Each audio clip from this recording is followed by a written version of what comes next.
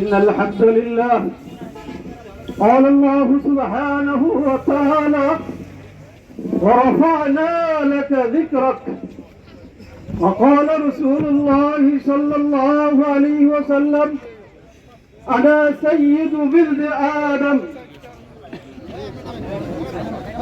আমার ধারণা আল্লাহ তাআলা তাকদীরি ভাবে মাঝে মধ্যে কিছু কুলাঙ্গার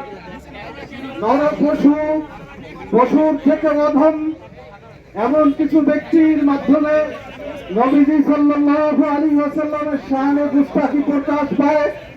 আমার ধারণা এটা দ্বারা আল্লাহ সুবহানাহু ওয়া তাআলা দেখতে চান নবীর খাঁটি উম্মত তারা তাদের দিলের মধ্যে নবীর প্রেরণ আছে কিনা এটার মাঝহার এবং বহিঃপ্রকাশ ঘটার জন্য এমন এমন কিছু ঘটনা ঘটে থাকে।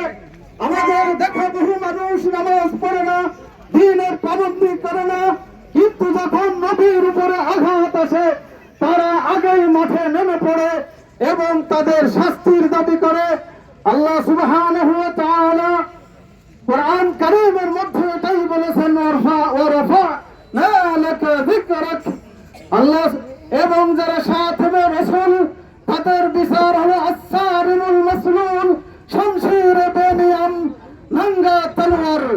আল্লাহ তাআলা আমাদেরকে নবীর সুন্নাতে পাবন্দি এবং বেশি বেশি দুরূদ শরীফ পড়ার তৌফিক দান করুক।